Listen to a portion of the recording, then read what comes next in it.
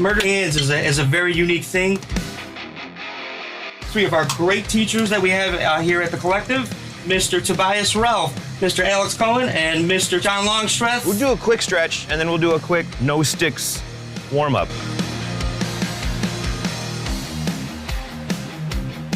We're going to try and sort of run down this exercise with you guys and just hang on for dear life. And break. My name is Ronan Conroy. I'm originally from Ireland, and I've been living in New York City for about 20 years.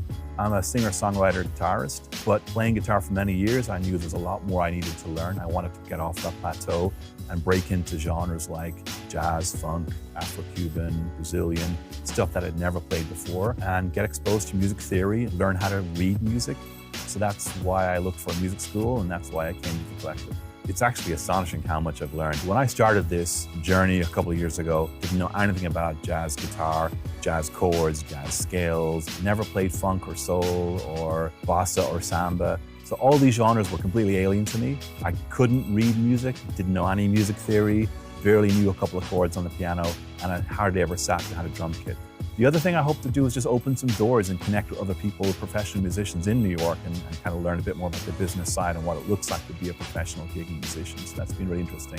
But you know, the key takeaway, or the key thing you come away from the course knowing is there's no way you're going to integrate all that information that they're throwing at you for 2 years. It's going to take a while for you to master that. So you have to have some way to be okay with feeling like a beginner, and you have to pace yourself and know your limitations, and you have to know there's kind of discipline and follow through to integrate that information into what you're doing after the course ends. Hey everyone, welcome back to this new lesson. All right, now we are going to shift the idea of the independence work to our bass drum in this lesson. Now, a couple things about the bass drum. Number one, I would say that the volume and activity on the bass drum with jazz independence is probably not as busy as what you would do taking it from a snare drum standpoint. And there's probably more conversation between bass drum and snare drum than there is straight up bass drum.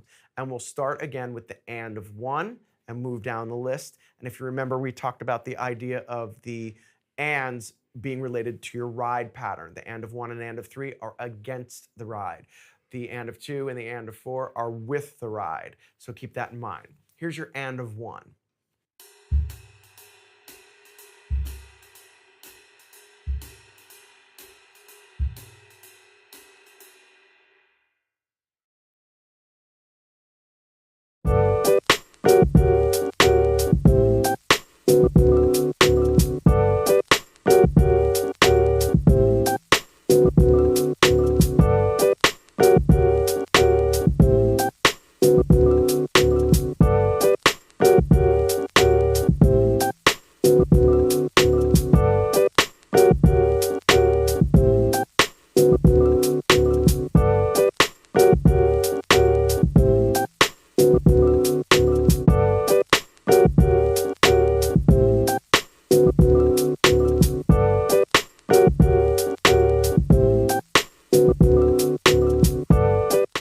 Collective, we offer a lot of different forms of learning, anything from beginner to intermediate to advanced, and all different ranges, from single classes to week-long to long intensives. So the intensives at the Sound Collective are really great programs for drummers to come and learn a lot of different styles in a short period of time here in the heart of New York City. I'm a drummer, and this is the last day of my 2-week intensive program at the Drummers Collective.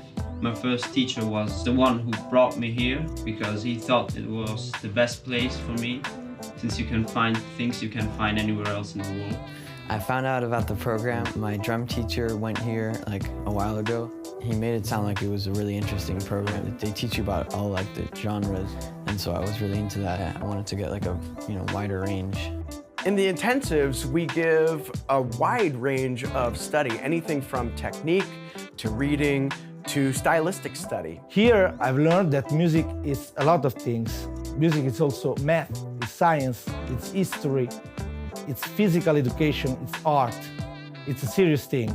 If you want to progress in music and become a professionist, New York and the Drummers Collective are the place. From my point of view, after these 2 weeks, I can totally agree with that, because from the country where I'm from, you can't find that much music, that much styles of music, like Afro-Cuban, Latin. We don't have that stuff. The intensive program can be a week, 2 weeks, 3 weeks. And you come into the collective and you're just inundated with all of this knowledge about whatever it is you want to learn here. Lots of fundamentals, lots of advanced classes. We have some of the best teachers in the world here. We have some of the best musicians in New York City. They can teach you how to play Latin. They can teach you how to play jazz, fusion, whichever you like. I think that's one of the strongest things about the collective. So you get information from your teacher, but then you also get that reinforced from the musicians that you're playing with. The experience at the Drummers Collective was fundamental in my growth as a drummer and as a teacher. Here I found amazing teachers and amazing musicians from whom I got a lot of inspiration. When you collaborate with different artists, you can grab inspiration from different places and create some projects that you might not be able to come up with on your own. Upon completion of this course, you're going to have some of the skills and tools that you need to have a successful career in the music industry. Learning how to do that inside of the styles that you're playing, this enhances your confidence in your ability to meet the musical challenges that you may encounter as you become more of a professional player. I've learned a ton. I've learned about funk, I've learned about Brazilian music, Afro-Cuban music, so many things. All that I learned here, I will take it back home and study hard.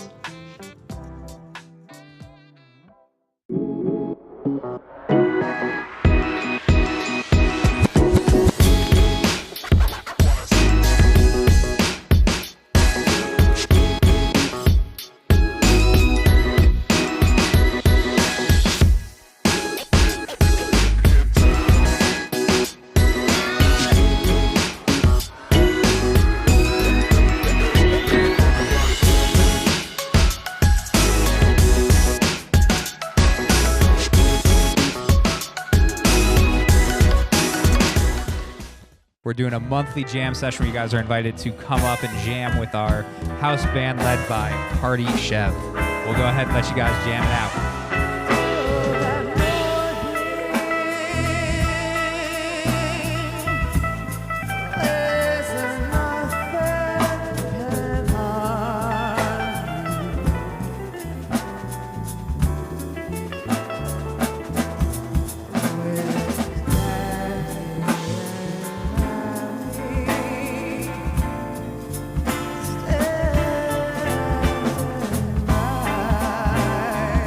Thanks everybody for watching, and thanks everybody for coming, participating. Y'all did great. That was super fun. See you next time. Hi, my name is Frederic, and I come from France. It's the first time I'm here in New York, and I'm very happy to be here. It's a very top level here to learn drum playing. We learn the history of the music, the different styles to playing, and the different techniques. The educator here are very good, and we have top conditions to learn music. I learned with Jason Gianni here, Dave Prairie, Alex Cohen, John Longstreet. It was very good. When I go back to France, I would say it's a very beautiful experience, a collective for learning drums, and I recommend this formation.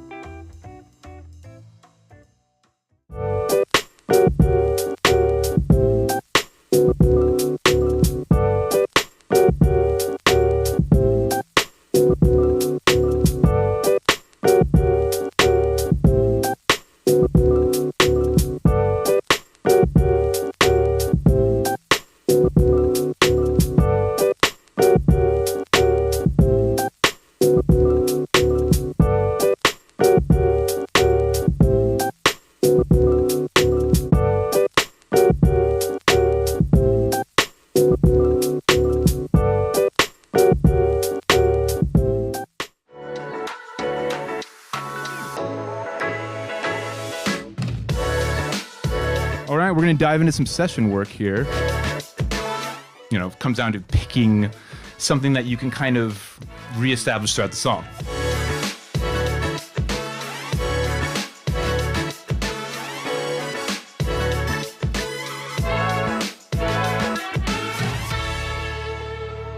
All right. Until next time.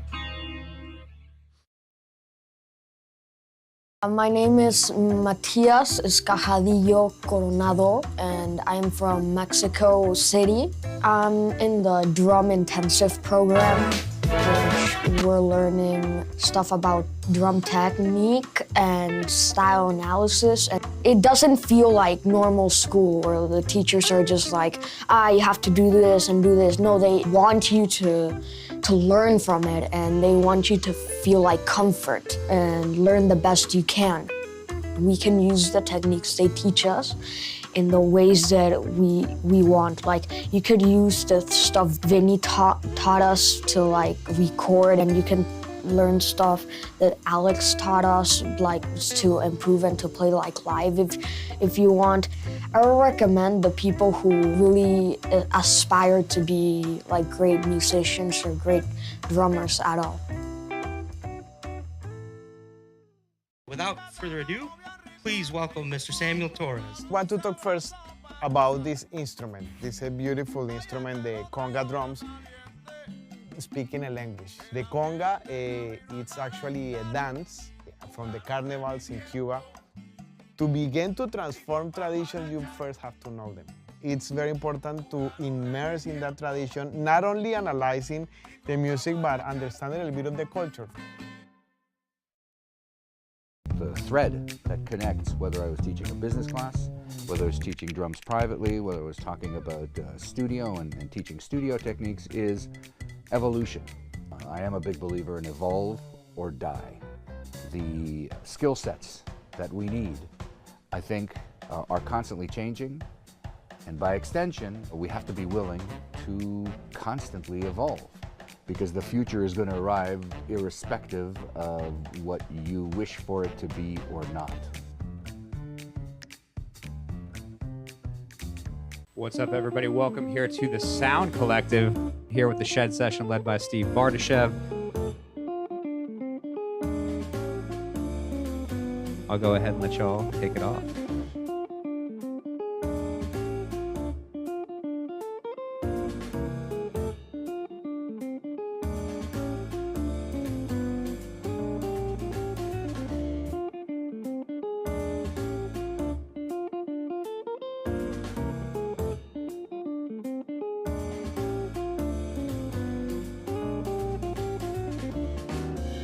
Thanks so much for coming out. Thanks for playing.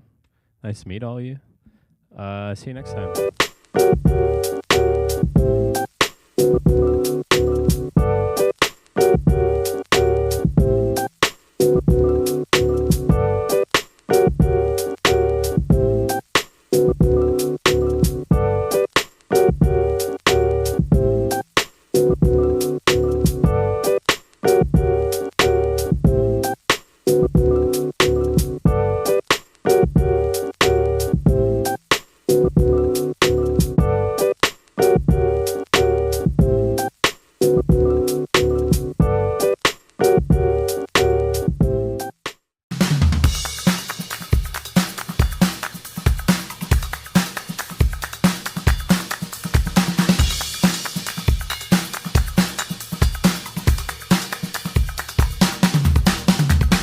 Welcome to the Sound Collective, the community created to help make music your way.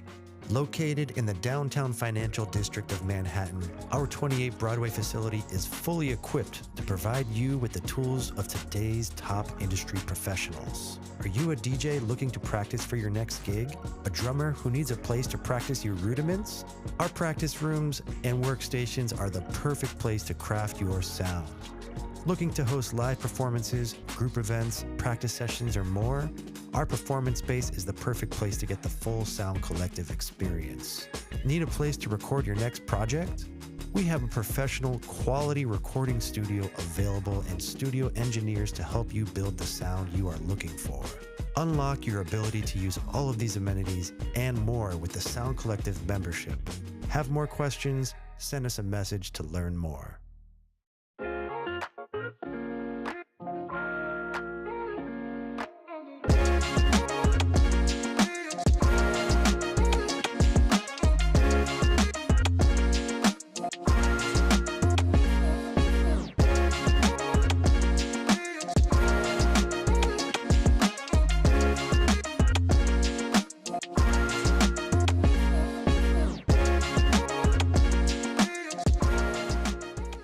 I want to welcome everybody here to the Sound Collective. Today we have a real treat for you guys. It's going to be a first of many jam sessions that we're doing here at the Collective, the Shed Session. Here is our house band led by Steve Bardashev.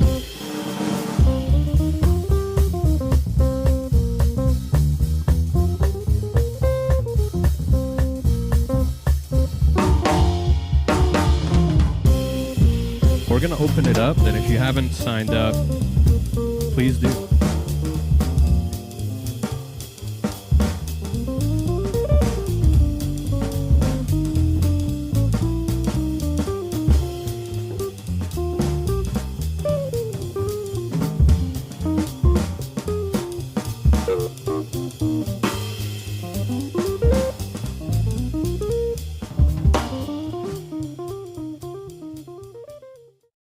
Hi, I'm Jonas. I'm from Germany. I've been playing drums for, I think, like 14 years now. The Drummers Collective is such a legendary place, so it's always been around in my head. And yeah, I would encourage everyone to come here if you have the possibility, because you learn so much on all kinds of different levels. I'm taking part in a 2-week drum intensive course. So we've got all kinds of classes regarding different styles of music, as well as technique and drum recording, drum miking, like the whole process of recording, like really start to finish.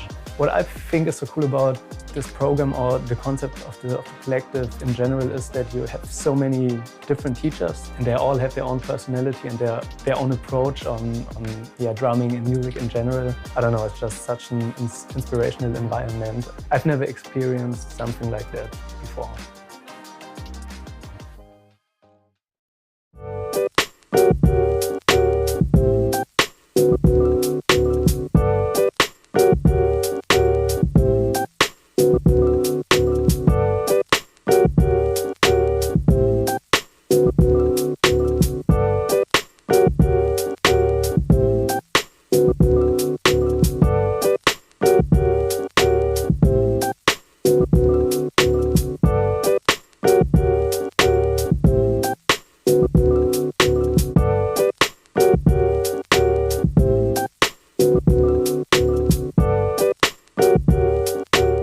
Hi, I'm Alex Cohen, and in this course, I'm going to take you through several extended techniques, as well as soloing concepts and more advanced ambidexterity, so that we can achieve what sounds like 2 drummers playing at once, or the double drummer effect.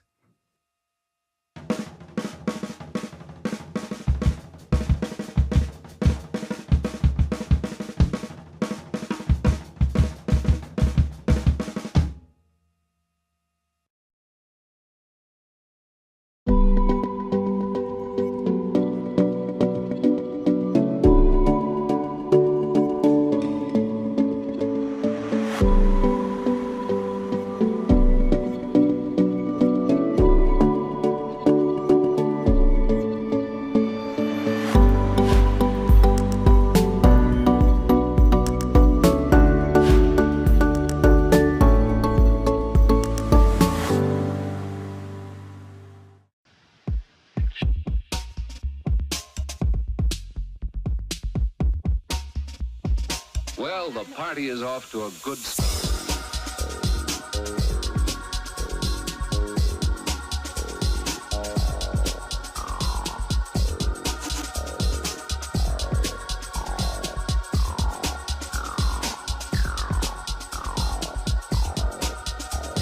Children of the night.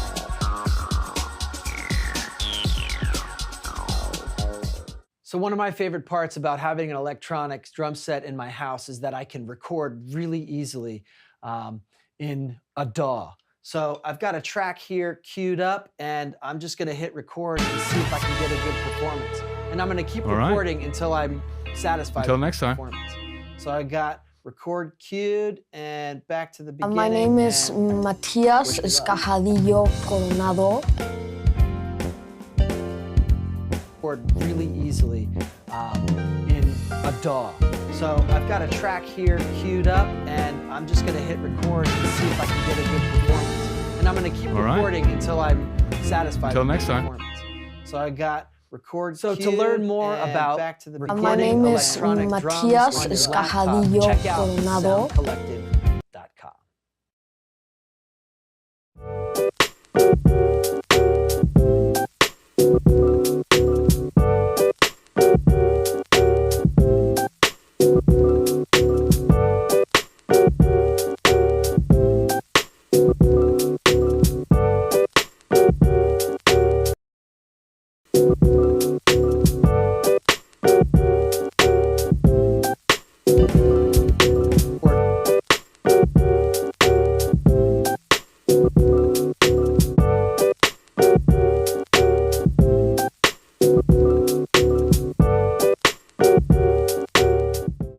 Couple of points on general hand strength with your drumsticks.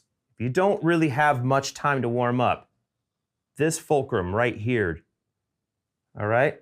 This is what I do all the time.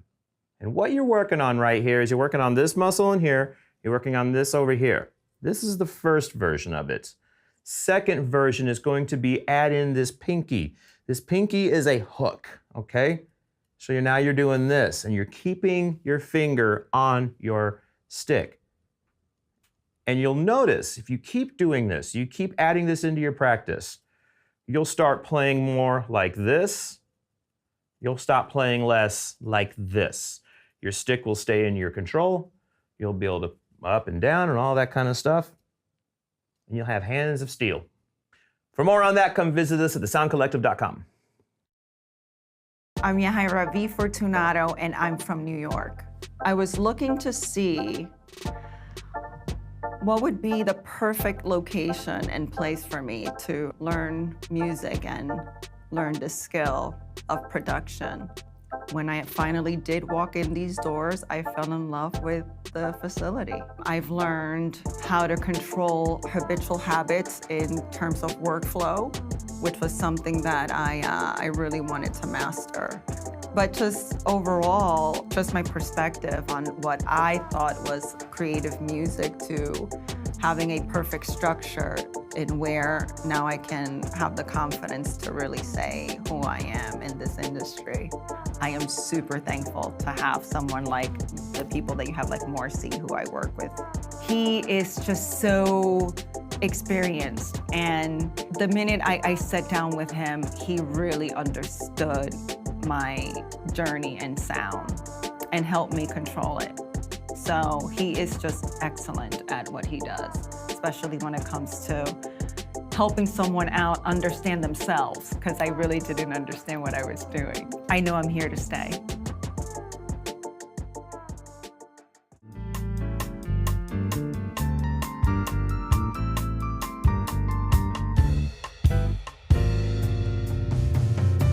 Hi, my name is Bob Quaranta. I'm a keyboard player, a teacher, been in the music business for a long time. I played a lot of Afro-Cuban music in the 1980s and 90s, probably most notably with Mongo Santamaria, but worked with lots of great musicians.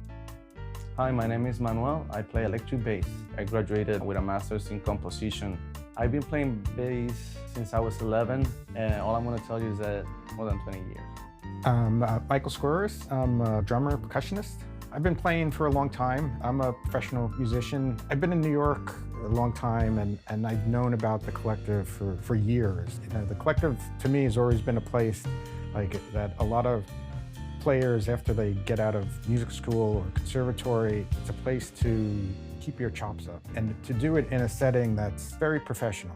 In New York City, it's hard to find like a place to play this kind of music, like open jam sessions. And here in the Collective, you have top-rated staff. All the teachers are very experienced. And when you come here, you are really just playing an ensemble with some of the top players. The main thing that I think I take away from it is just how amazing the people that are involved in it are. It's hard to get that experience of playing in an ensemble. You're playing almost in a jam session setting, but there's an authority there, and there's really like not too many places you can do that once you get out of school. So this is a really great resource, and I'm loving it. One of the things that I think I've seen musicians get out of it, and it's something that I certainly got out of it, was rhythm section training. The thing about the style is that while there are opportunities to express yourself the way you're feeling the music, there's a pretty structured rhythmic element to the music. The thing in the rhythm section is the layers. It's built on layers around the clave rhythm. And I found that situation, it kind of adds another discipline to it. The way the Latin jazz program started was as a Mongo Santa Maria appreciation band, but it kind of developed from there. You know, I think it's a pretty unique program. It brings people from basically all walks of life, not only professional musicians and students, but just, you know, music lovers that have played throughout their lives as an avocation, and it's just really been a joy. Tonight we have a very special guest here who was a student of Kim's. I consider him to be one of the only people that can actually play the material that Kim wrote. Please give a warm welcome to Mr. Peter Sindel.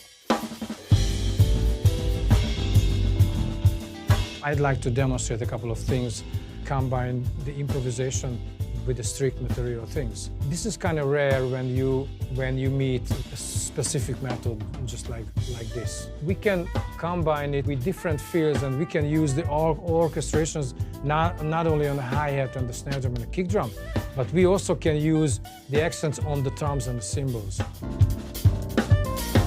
When I sat behind the drum set and start to practice something, I always try to combine the strict things that we have to practice always. Like we have to practice the rudiments, we have to practice hand-foot combinations, independent stuff. But to make music, it's not enough. But you have to be able to create a drum part. You have to be able to create music. Hello, my name is Samuel Torres, and we're going to talk a little bit about the cajon. The cajon, as we know it now, it was born in Peru. Then the great flamenco musician Paco de Lucia went to Peru and discovered this beautiful instrument and brought it back to Spain, where he transformed that instrument and put some strings in the back of the front. Then created what is called the cajon flamenco. One of the most known rhythms on Peruvian cajon is the festejo.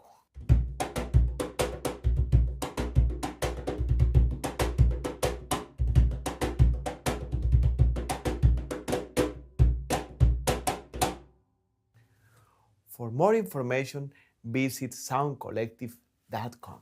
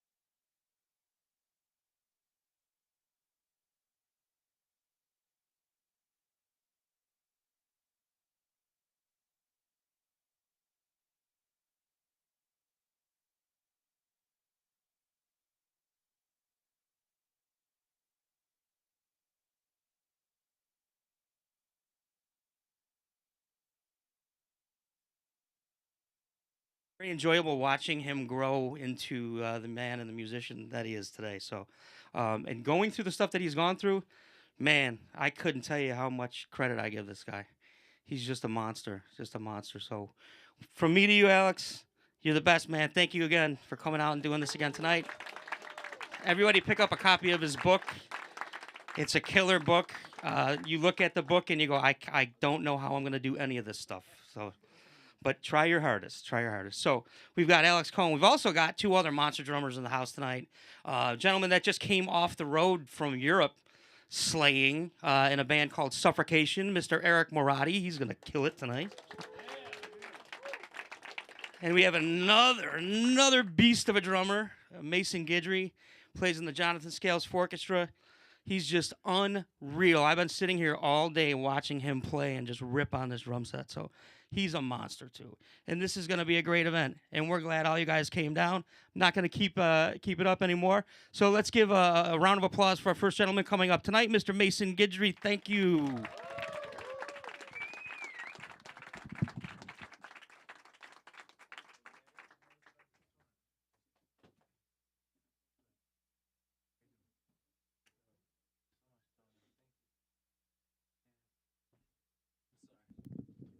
How is everybody?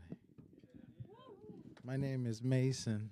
Sorry, I look like little Red Riding Hood with the hood and thing on, with a bow and arrow. Just kidding. How is everybody? Thank you to the collective for having me. Thank you, Alex. I love you, man. Congratulations on the book release, man. Dude, yes, man. Look, don't even get me started. Just, I was about to say something just about the brain, but it's hard to not mention the brain.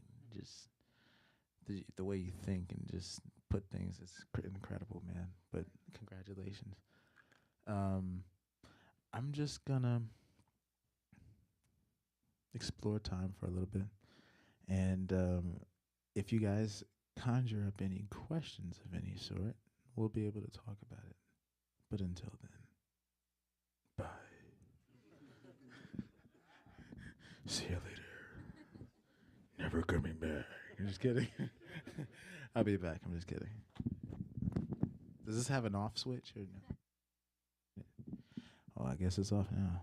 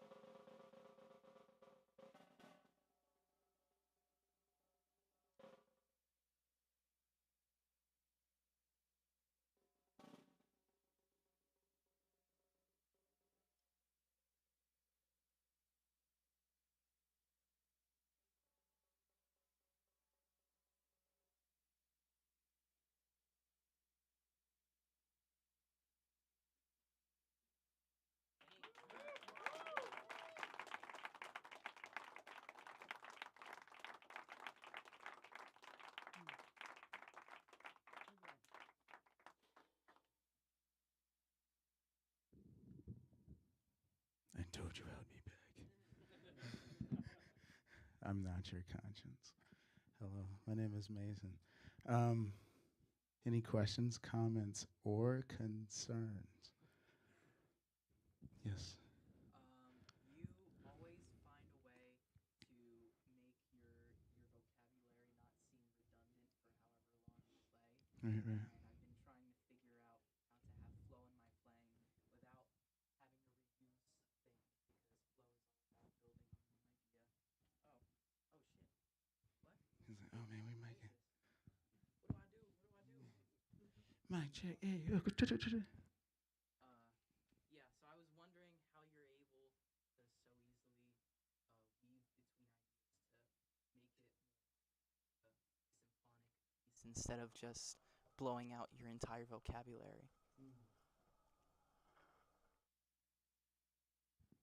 Interesting. So, I believe that it's funny.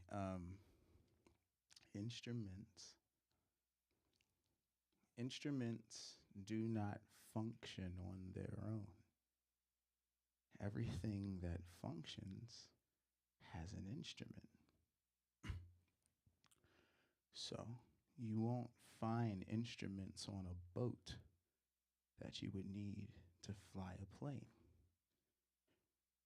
And you won't see instruments when you're flying a plane that you need to drive a car. So, yes, instruments are useful, but instruments are specific. So, when it comes to drums, lots of people look at the instrument as one entity. And then you have the people who say, okay, I look at everything for what it is, okay. But then what about actually respecting each instrument for what it is? I think me and Alex were touching on this earlier a little bit. So when it comes to playing the instruments, just how instruments are in other vehicles. And what's funny, these are drums, but no pun intended. These are just shells. Literally just shells. The thing that gives them purpose are the battery, the key, the brains of the operation, which is usually just the person who sits there. So the instrument is used to demonstrate what goes on here. So lots of drummers get caught up into playing the drums versus playing their mind. So the drums have a limit because they're physical things. They're shells. But what makes what you do on the shells limitless is your brain. Have you ever seen, I know for me when I was young, I've seen like some of my favorite players play. And when they get up and walk to the bar, I'm there sitting, looking at the drum set. Like, I'm gonna grab answers from the kit. No. So, generally, to answer your question, the way is just not falling into a pattern. I think the reason why I don't run out of creativity is because I'm playing my creativity. I'm not holding on to good moments. Musicians like to do that. We like to come across good moments that we explore in our creativity. We want to grab onto that lick, right? We want to grab onto that one thing that we know feels good, and we want to put it right here in our back pocket. Because we work, this is something that we think we discovered in practice. cool. So now I'm on this gig. Cool. Let me push out this lick.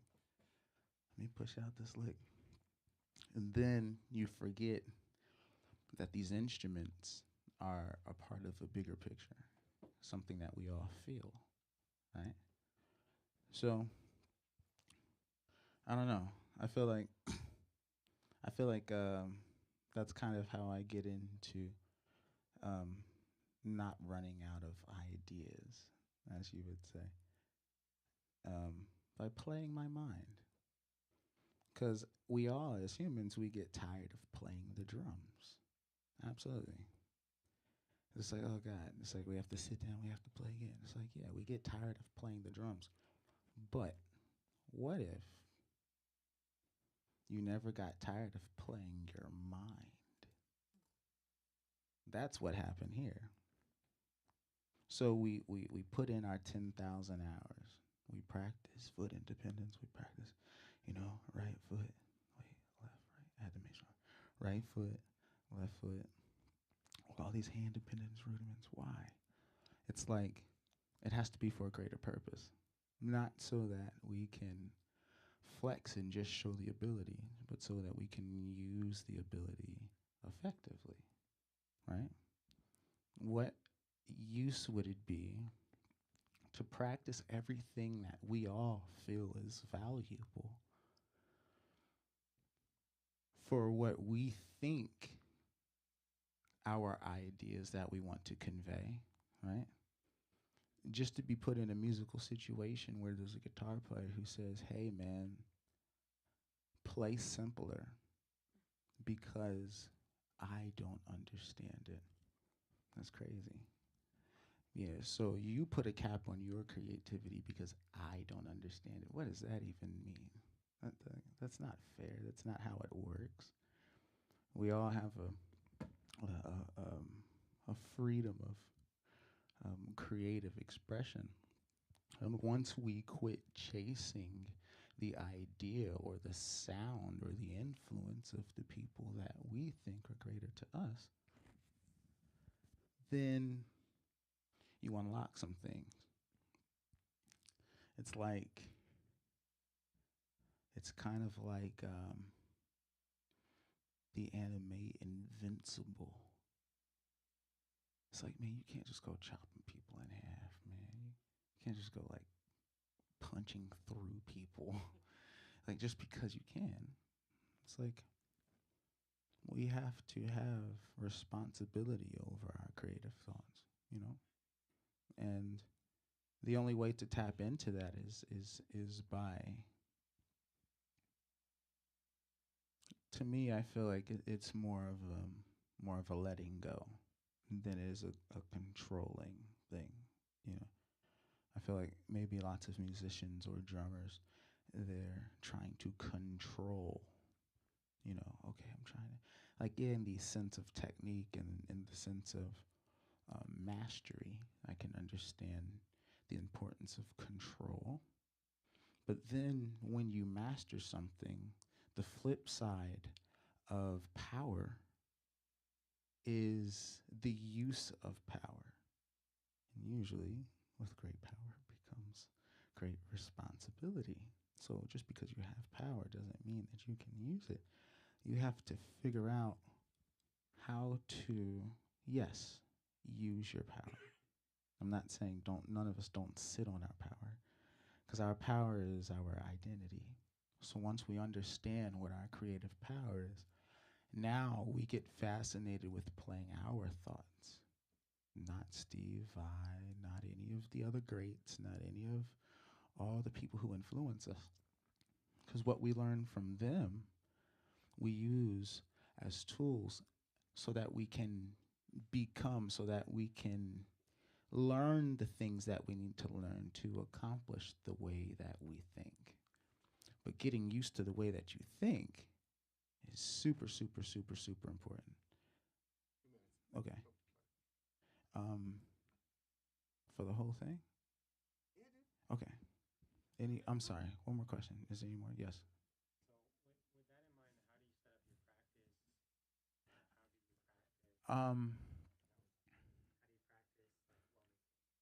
With that in mind, how do you set up your practice? How do you practice? I to be honest, these days I don't get a chance to practice drums. A long time ago, I put in that time of practice. So now that I've put in that time, you know, the things that we all practice, now in the real world, you know, balance and family and respecting your time off and respecting your time off with family as your time with family and not blending that with tour things. Balance, you know? It's like now that I put in that time, it's like I rely on the things that I practice to execute my creative mind. So that's why I can tour and play some of the same music over and over and over again, but it never gets old because my emotions never get old. My creative mind never gets old, you know? So yes, when you're playing the drums, you know, things get stale, but when you play your mind, that's what I'm saying. It like, you know, you spend your time differently in a way, you know? I'm sorry, can I take 2 more? Yeah. Okay, that's it. And then I'm done after that. You have one? Yes. What made you want to adopt the drum setup that you currently use? Okay. And then after this, I got one more. Is that okay, Alex? Yes. Okay. If not, it's fine. Okay. Okay. Last question. Thank you, everybody. The way I got to this drum set, man, it's been a while since I played toms. Toms actually kind of stressed me out. Just a little bit. It's been almost 10 years since I've played toms. But a couple of things. I used to play toms, whole kit, crashes, all that. Somebody, I had 14-inch hats, somebody cracked them. And the loaners were 13s. Not too musical. So I let someone hold on to those. I said, man, I would rather play my crash cymbals as hi-hats than these 13. So that's exactly what I did. I took the 18, and the 18 at the time I had like 3 up. So I took the crash, I put them there. So my kit felt weird because I had nothing here. There was no crash. It was just an 8 and a 10 mounted to a cymbal stand that had like a double L rod. Right? So the toms are kind of hanging off. You got to put the leg right to where it's like that. So that happened, and then I never put a cymbal back. So I ended up, when I took away the cymbal stand, the toms went with it. But then I started getting back into my roots, man. I came up doing like lots of symphonic, orchestral, drum corps, all of those things. So a lot of these sounds are kind of sounds that emulate the sounds that I was familiar with. 2 snares. There's a guy named Jeff Queen, man, when I was coming up. And he was one of my heroes. He had a high tension. I think his was reverse high tension on the side, traditional on this side. Marching snares, but, you know. So I think this is a 10 lug. That would be my high tension 8 lug. Then that's another 14 and a 16. And these are actually my crash cymbals. These are 17 and a half. They were 18s. 17 and a half, and then all ride cymbals. And the 18-inch. So 14, 14, 14, 16, 18. This is a 22 and a half, 22, 21, and an array of bills for Christmas time. I love you guys. Thank you. Thank you. Mason Guidry, everybody. All right, I'm gonna go. So I want someone to start live. Would someone like to live stream this, please? I'm gonna. Okay, beautiful. All right, thank you, man. All right, so I think most of you know me, but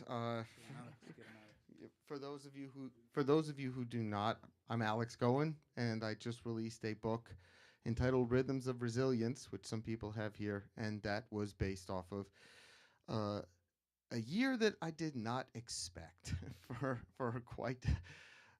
several reasons, but the first one being that a little over a year ago I suffered a full body seizure, and they ended up discovering a brain tumor the size of a flattened ping pong ball in the back of my head.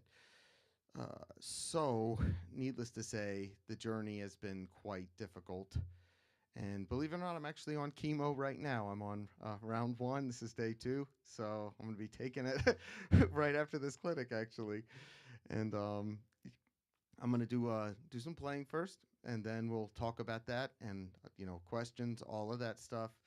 So, yeah, let me just play some of the material I wrote while being in the hospital, healing, being on chemotherapy, and, most importantly, from the book itself. So, and that's really from just, that's kind of the purest place, I think, of my journey right now. So, all right, let me get started.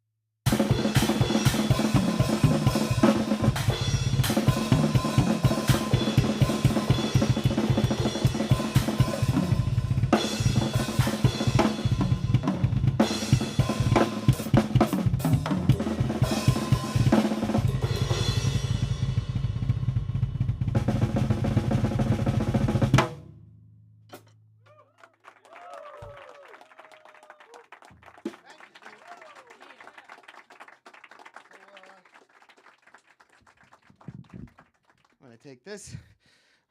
Yeah, so that was some material from first book, some material from the second, and a bunch from the third.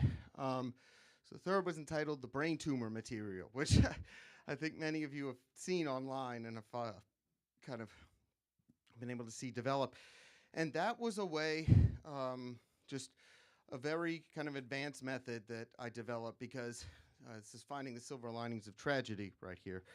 And it was a very advanced method that I developed to kind of harness something unusual that had happened after the seizure. So spent a day in the hospital, and when I got home, I had a day of just chronic depression. I mean, come on, like you have a brain tumor in your head, you're not gonna like that. And so the day that I got out of that, I decided to play my drum set. And suddenly I could play a lot of things I couldn't play before. Just one of those things, those freak accidents or freak occurrences. It's like the people who get struck by lightning, I guess, and can play piano or speak Latin. It's just it happened on drums, I guess. But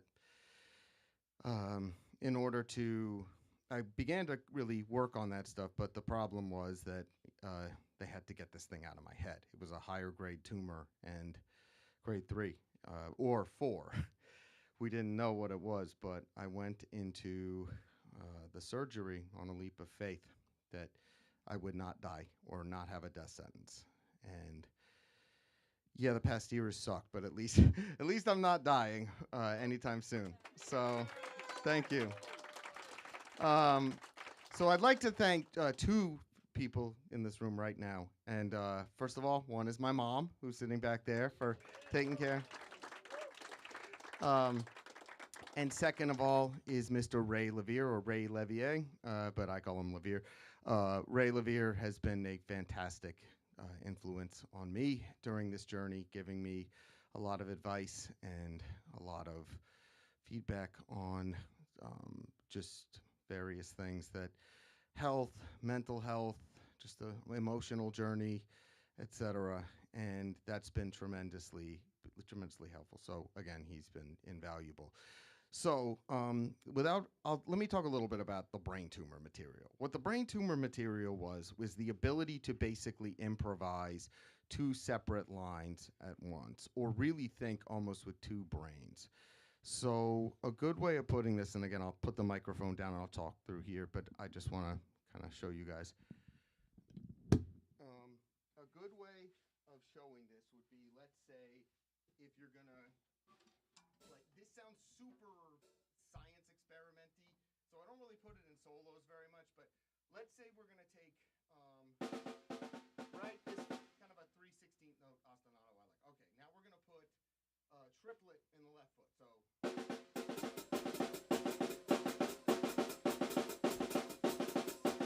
Now, we're going to improvise in the right side as quintuplets, so you can separate all this stuff as.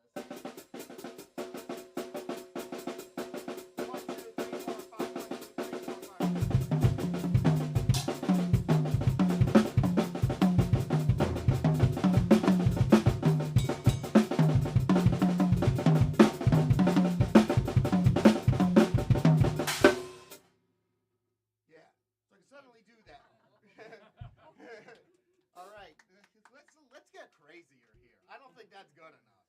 So let's say we take 7 in the left side against 5. Then I'm going to put a nested tuplet of 6 in the time of the 7 against the 5 in the left foot.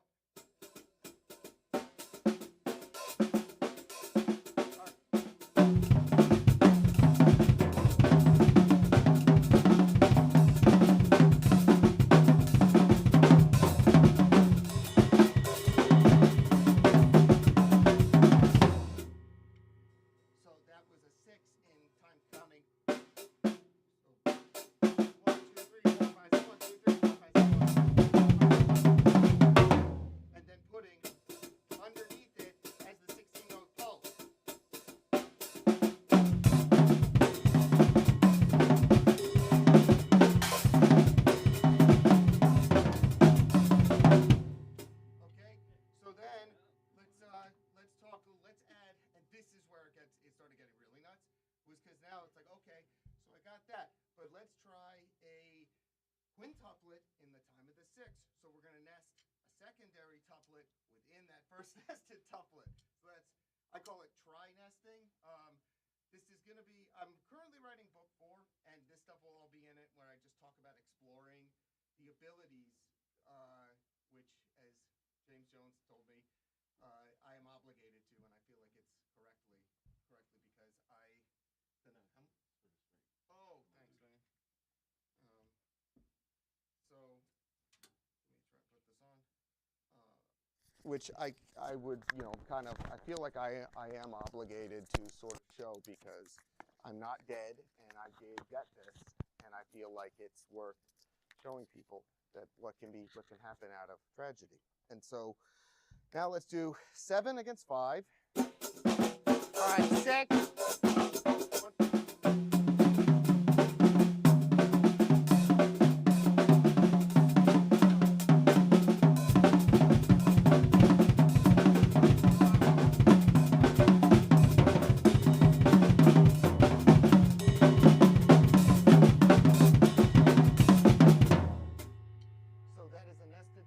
So we're talking about thinking in almost 4 different rates at once. And like, I could just do this stuff. I mean, I could go.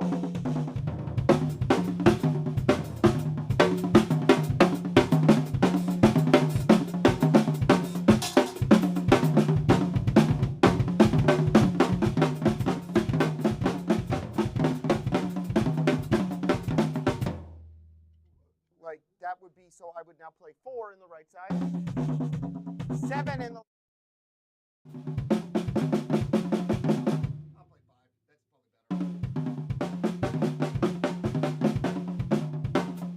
probably better.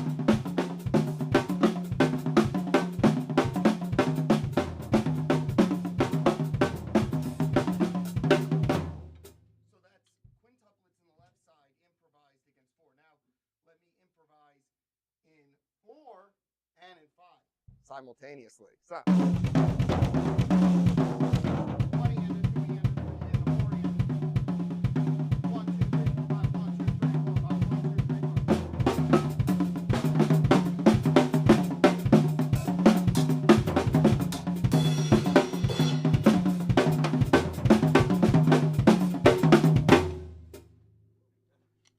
So that would be 2. Thank you. That would be 2 different ostinatos at once that way. And so I've been really just seeing how far I could take this, because the ability to improvise with this, I'm just going to put it out there. It's never happened on drums before. The ability to completely just separate like that, but play this stuff as like not just, you know, again, there was, when people were first doing this stuff, it was a lack of spontaneity. And there was also, this wasn't really a language yet. It wasn't really built, but now there's an ability to, let's say if I want to do like,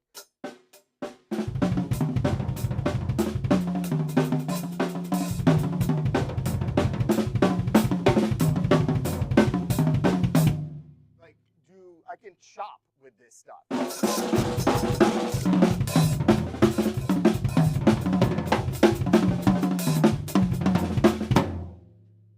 With both sides basically playing separate chop lines.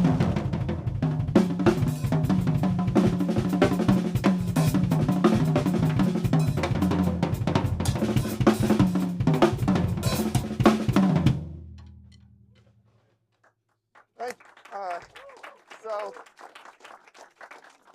that's been something I've been exploring and trying to document this journey. But I've told people that if this is a one-time thing, that if this is some freak accident that has happened, I am glad we have that I have documented it and that I've kept records of it, because if it takes something like this, some kind of head trauma or some sort of injury to access something like this, let's just put it on a shelf and say that it existed and we've documented it, because I would never wish this upon anybody, what happened. But at the same time, I am glad that I can document it, and I'm glad that people have been inspired by the journey.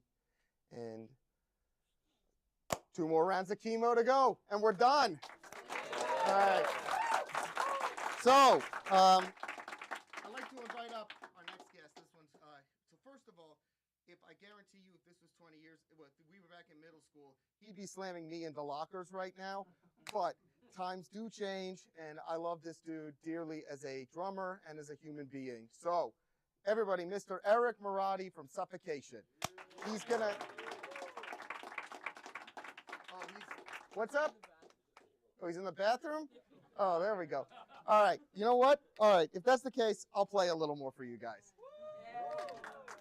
All right, let's see what I can come up with, though.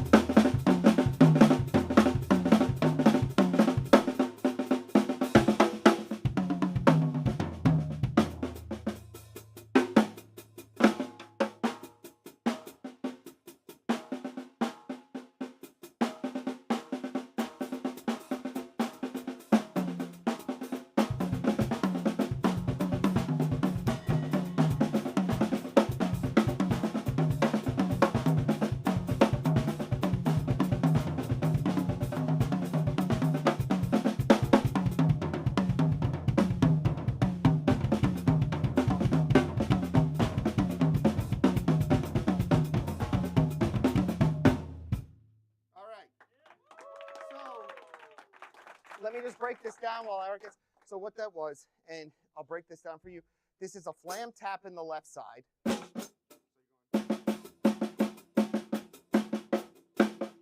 you're playing triplets and quintuplets on the right side. Then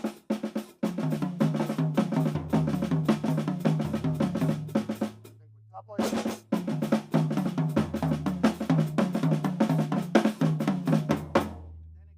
To a 30-beat cycle here, where I go to the 6 here and a 5 in the left foot.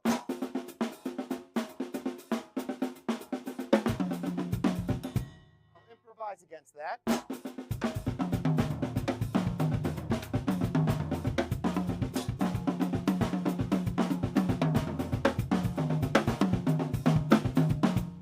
Then it went to a 7 against 5 in the right side.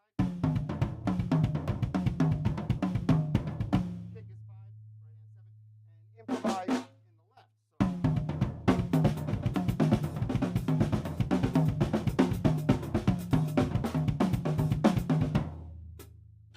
So that's how this stuff is strung together, but it still sounds like something. It still feels like a melody, and it still can be musical. So that is what I want you to do. But for now, let's bring up Mr. Eric Morotti from Suffocation.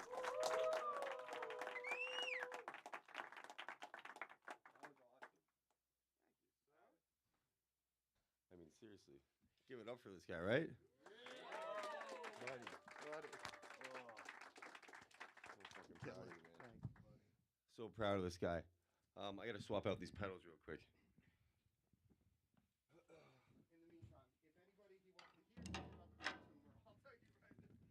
Yeah, here, Alex, actually, if you want, you can while I do the pedals. Yeah, you got it. I don't want to lead this, yeah. Okay, so first of all, I'm not dying. And the reason is it ended up being what's called a grade 3 oligodendroglioma, which is still cancer. But for some reason, this tumor, it's only 1% of people get this thing, and people can go on for decades with it. It's just one of those weird things that seems to respond to treatment, and you punch it, and it goes down, is what, they said. So I spent, though, a night in the hospital, my mother was there, where they couldn't tell me if it was a grade 3 oligodendroglioma or what's known as a grade 3 or 4 astrocytoma. Grade 3 or 4 astrocytoma is you're on a clock. There is no, you're not getting decades. And especially a grade 4 astrocytoma, which they said it could be, you remember this as the tumor that killed Neil Peart. And Neil Peart lasted 2 years, which is also known as glioblastoma. I mean, they're technically separated, but my doctors put them in the same category. And glioblastoma is one of the worst, most deadly diseases on the planet. Its average survival rate is literally 12 to 16 months. The tumor literally rewires your brain to feed itself. It also sends out microscopic particles of itself deep into the brain, so it reforms itself if you get rid of it. Plain and simply put, I really didn't feel like fighting a monster like that. But I went into the surgery, and I ended up, my mom told me that it was the oligo after. But I mean, granted, it sounded like I was in Bellevue Hospital, because dead serious. I woke up like screaming I couldn't breathe, and I promptly projectile vomited on her. So yeah, it was bad. Like, let me be very clear about this. Like, brain surgery is no joke. But then they put tons of staples in my head. So I had all these staples in my head. And like, first thing I thought was, like, if someone wants to coin a horror villain, like, I'm definitely down with Staplehead. So like, I'm definitely down with Staplehead, because I feel like that could be a really like cheesy, funny movie, maybe. But yeah, the idea was for me that basically the way the doctors put it, they're like, this year's gonna suck, but you're gonna live. However, in exchange for the musical ability, I did lose some of my vision in my right side. It's what's called hemanopsia, and it's something that they had to remove the tumor, and they took my occipital lobe with it. So something you have to give up in order to live and in order to survive. But yeah, again, it's all detailed in the book. And that was, again, just something that, it was something that I've been having to come to terms with, especially over the past year, between radiation, chemotherapy, and then 12 cycles of chemotherapy. So you're basically in prison for a year for the most part. And being in that kind of situation, it's one of those things where your whole year, your whole life just revolves around treatments, around just dealing with health. And then to make matters worse, some family issues happen too that were just pouring gasoline on a fire. So it's been a very, very bad year, but I'm just very glad that I'm still here, and that's, thank you. The man.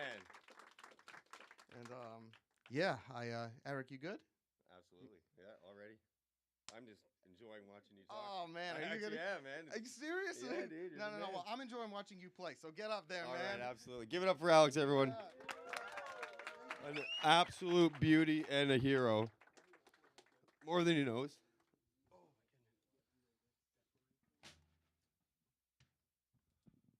All right, so I'm Eric from Suffocation. I play death metal drums. I'm good friends with Alex.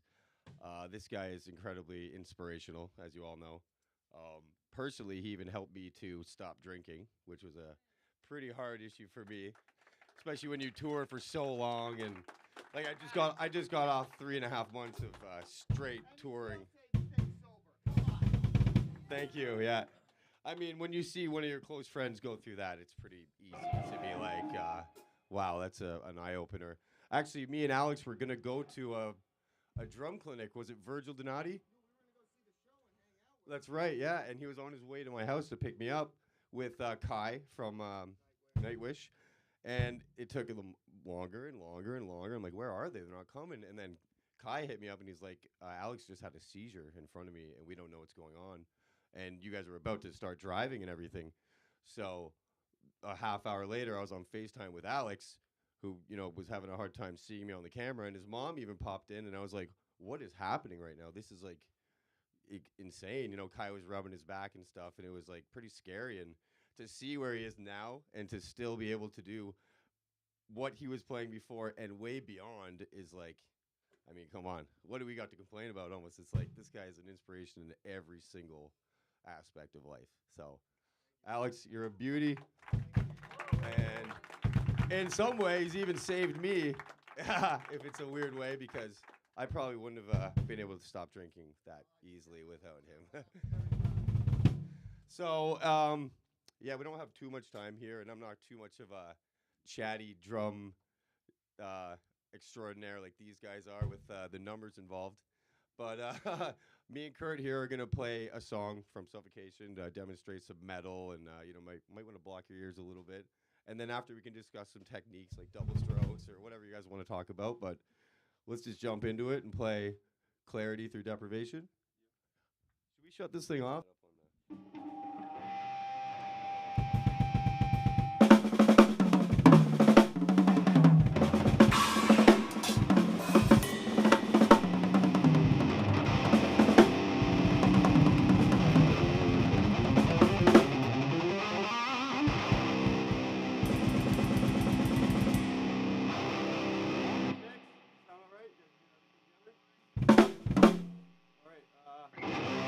Clarity.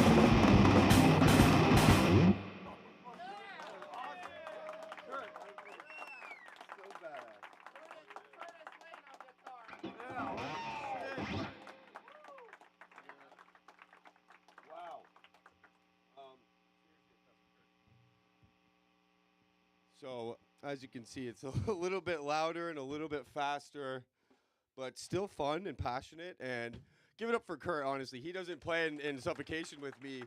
He's like my little brother. We live together. His brother's my drum tech, travels the world with me. He actually just went through surgery on his jaw, and he is finally in the last surgery that just happened a week ago. And this is crazy, the energy in here to have Alex performing like this absolute lunatic up here. It's insanely talented, going through chemo. And then we got this guy who just went through surgery on his jaw, basically got facial reconstruction surgery. And we're still all here just playing drums, hanging out. Like, it's a really cool energy in here. I love it. And give it up for Mason, too. Because that was insanely amazing, the performance part of it. Like, he really showed me, anyway, where it's like, okay, I come up here and I have a hard time differentiating me being a person from an entertainer to the rest of you. That's an entertainer right there, you know. That's someone I would pay to go and watch anywhere, because that is art, if you know what I mean. So as far as the drumming aspect of everything, does anyone have any questions regarding my playing or speed or techniques?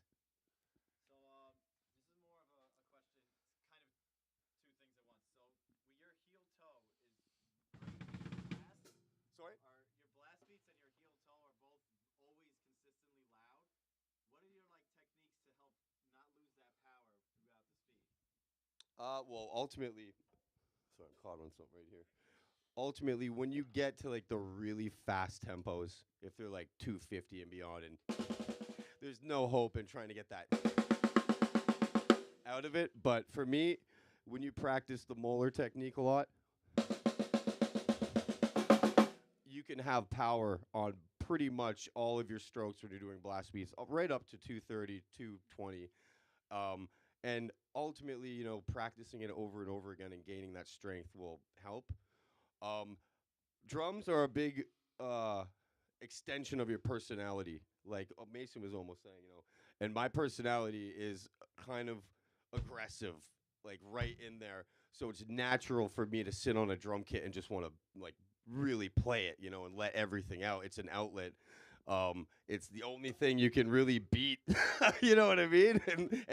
And have that expression. So that's just what you're seeing is something of my personality.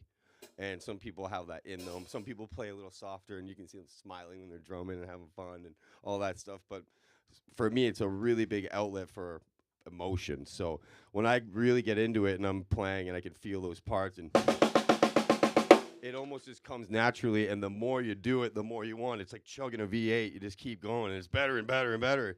So for me, it's just a matter of molar technique and then pushing through it. You don't want to hurt yourself, obviously, if something's getting strenuous. I had to downgrade my sticks to a 5A intense because I had the rocks forever, and I started getting tightness in my hand, and I'd be blasting, and it would fly out of my hand, and I'm like, oh, boy, I don't want a carpal tunnel. I don't want arthritis.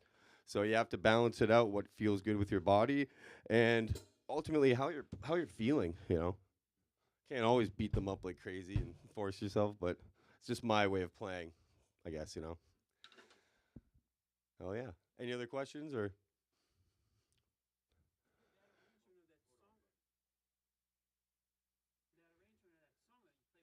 Really long. How do you memorize that and work that out together? So what's funny is we actually just played 2 songs back to back. And we just jumped right into Jesus Wept after Clarity Through Deprivation.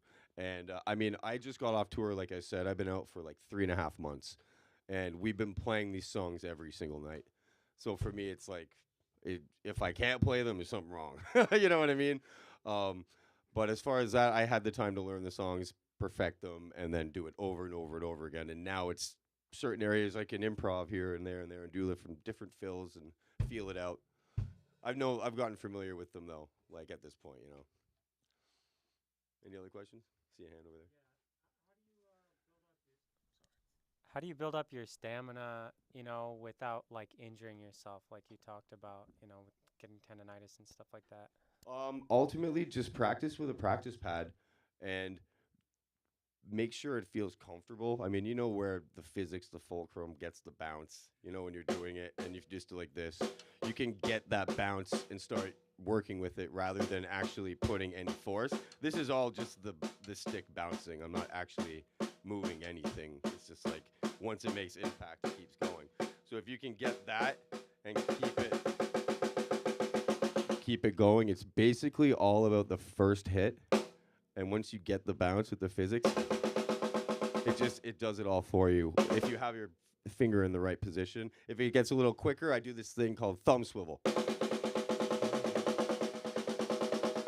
And I'll just do kind of like a back and forward, like you're massaging a back or something. And that really helps for like maintaining it. And then obviously push pull. These are just like little Jedi tricks, I call them, that are kind of useless unless you want to show off in Guitar Center or something. But they work every now and then. They work every now and then when you're, doing one of those parts.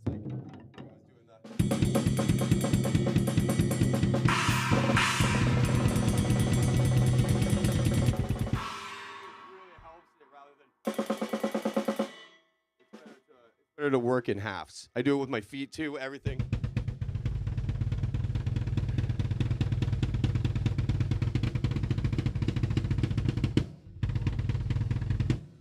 I find breaking everything in half works really easy as far as maintaining that, not destroying your hands. And ultimately, there's a limit. Like, you can't just sit there and be like, I'm going to go 300 BPM all day. It's not going to work. You're going to have to tone it down and just rewire your mind for that. But pushing that speed is, it's fun, but you have to be safe. Like anything. It's like in the gym. You don't just go in there and be like, I'm going to bench 300 pounds today when you can't because you just want to. You have to, like, work your way up. Same with drumming and tempos. You have to practice at different tempos, different size sticks, and find what technique works best for you, ultimately. I like molar and French grip, sometimes push-pull, but they've been the ones that I stuck with and practiced forever. And I wasn't like, maybe I'll try this one. I'll try this one. That's not it. Traditional. Stick with the two or whatever you want, and you'll find a lot of progress. Any other questions? Sorry, I can't see back there. Hey man, Hey. is there anything is there anything specialized about like Vinny's got hands, but Vinny's not blasting at 300 BPM, So is there anything specialized about like if you're developing like you have great hands, right? But they're also great hands that are playing like 300 BPM.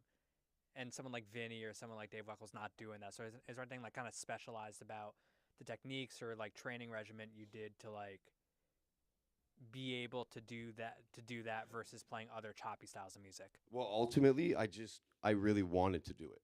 Like, I would go to shows as a kid and see drummers do it, and then everyone would be like, look at that guy doing it. And I'm like, well, I want to do it.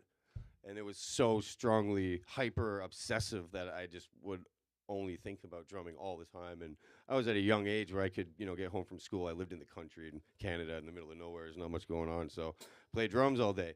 And that's what I do. And I was completely obsessive with like the way it looked, the way drum kit looked, the way it felt, everything around it.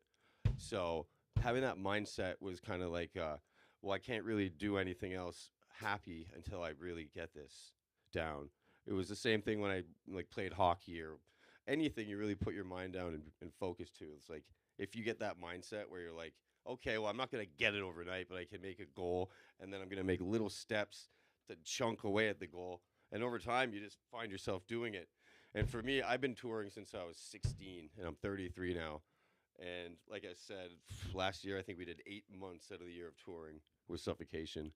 And on top of that, in South America, I had clinics on every day off almost. So I'd play so much that it's just, I think it's at this point just part of me to do. But when I was younger, grinding like nonstop until I just felt like it was in the right place for me.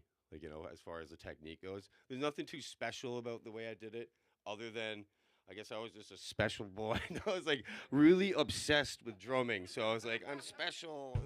I was very obsessed with it in a certain way where it's just like, I don't know. I liked the look of it and the way it sounded, and I really wanted it. And I still think I'm not like, the best or fast at all. Like when I see other people that are way faster and have techniques down way more than me, it still pushes me like that kid I was to keep trying to go faster and never really satisfied. Any other questions? Alex? Eric, here's something.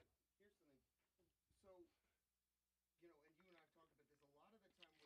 A lot of the time with metal drums today, I hear snare drum when it starts to fill and then nothing on toms. With you, I hear snare, toms the same volume. Do you switch techniques to the tom? Do you do more wrist? Yeah. Exactly. I mean, when you're going on to the toms, there's no way around it. It's just here we go. Especially when you're playing live and you're already blasting for like a couple measures, and then at the end you got to do an 8-bar drum fill. It's just here we go.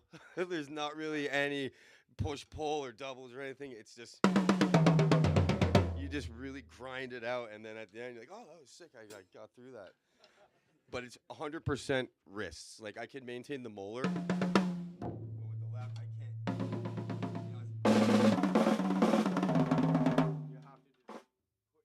Shoulders almost into it and like lean into it, but it's fun, you know, because if you get too comfortable and lazy, you might, you know, see a bird and forget the song.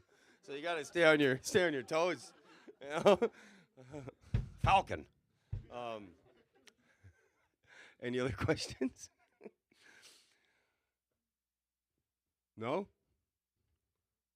All right. Well, I don't know if you guys want to ask any more questions about techniques or whatnot, or for the most part, I'm pretty content with this. Yeah, well, I do double strokes. I do the heel toe.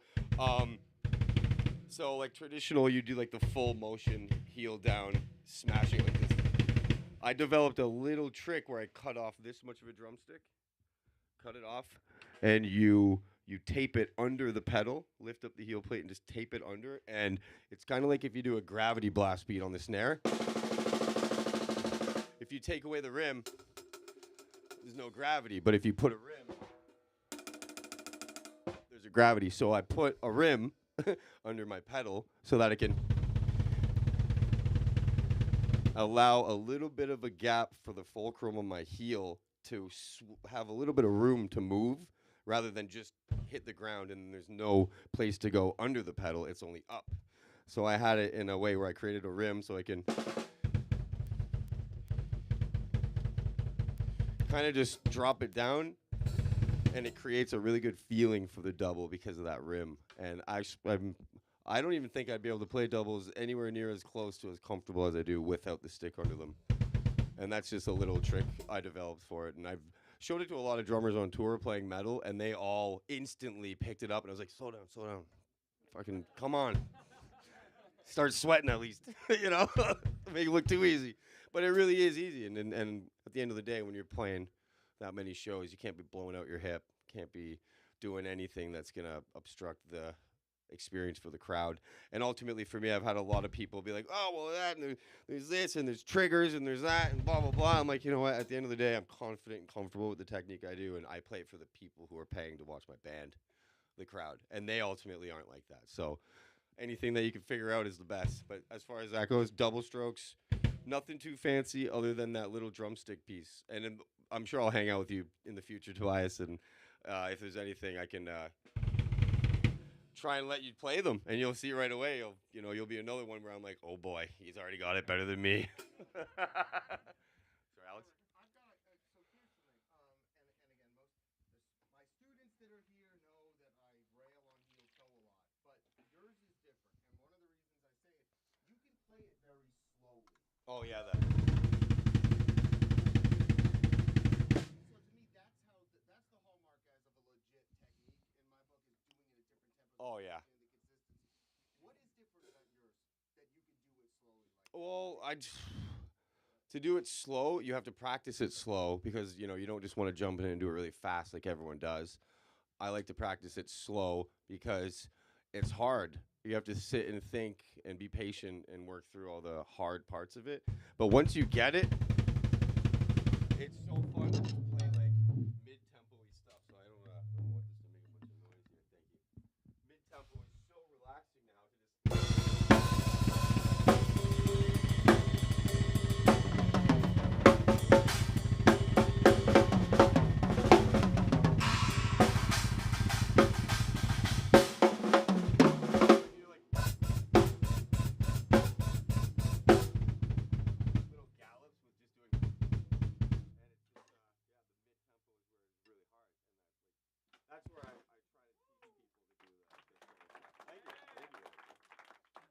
Eric, a question from the crowd. Since after this, most of these people probably won't be seeing you so soon. How could I get a lesson from you in the future? But but you do lessons? I do teach lessons. I mean, you can inquire just on Instagram. I don't know if you guys have Instagram, but for the most part, I just go through DMs and I do teach, and I'm going to be taking on a lot more students now that I have 3 months off, and try and even maybe come down here and work with Tony a bit and figure out something as far as a little bit of an unorthodox type class, you know. But definitely up for lessons if anyone's interested in that, and I'll be doing more for sure. Thank you, Curtis. Young man. We all good? Should we give it up for Alex? Alex Cohen, the man of steel.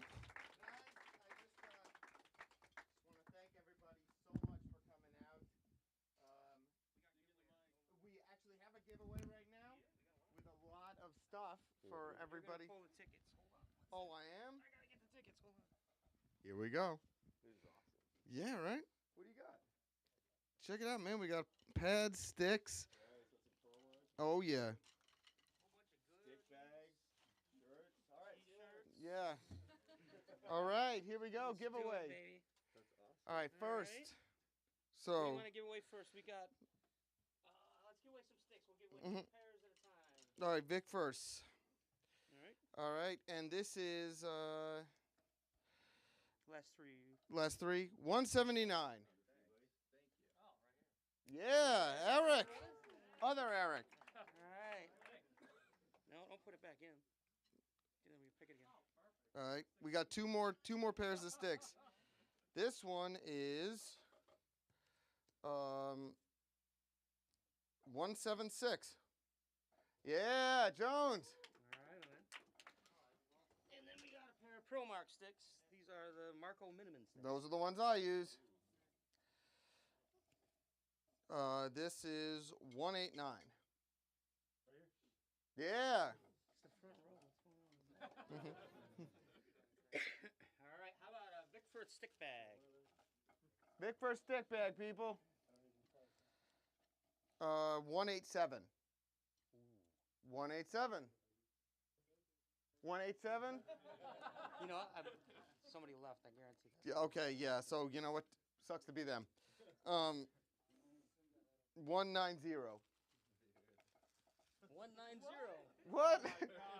That's a lucky roll, bro. All right, we got some ProMark Evans t-shirts. So let's give a ProMark Yeah. t-shirt away. All right. 170. 170.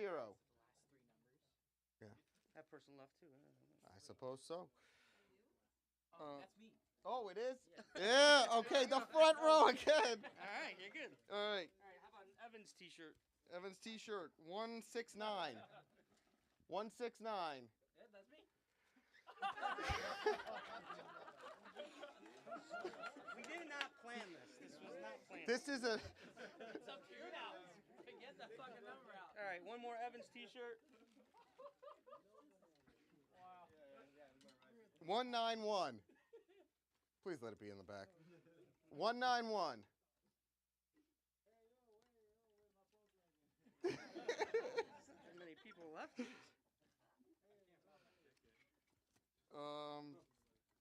180. The whole row. All right, we got.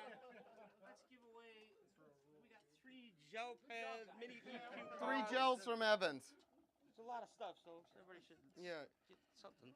201. Yeah.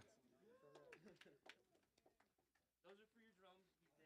You dance on your drums if you play drums. All right, next set of them. 174. This front row. And one more. One more. 173. 173. Is that Tobias? Yeah. We'll give it to him anyway. He came all the way down here. Come on, let's give it to Tobias. Okay, we got 2 practice pads left. One is Vic Firth, and the other one's Prologic. All right, let's go. Let's do Vic first. It's 188. 188. All right, guess no one for 188. Next. Oops. Man down. 182. 182. That's the last 3 digits we're looking at. All right.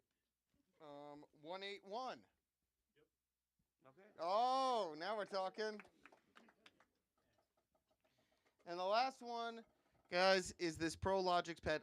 This is not mine, but I had a pad. This type of pad, got me through my time in the when I was recovering, the weeks following, and it was the first pad I touched with sticks when I could. So this is a very special brand of pad, and let's see who gets it. 183. Yeah, Joey! Yeah. Thank you all for coming out. We appreciate it. I'll be outside with books if anybody would like them, and yeah, there's Peisty. There's lots of stuff from Peisty and Evans out there. There's plenty of swag, so come find me and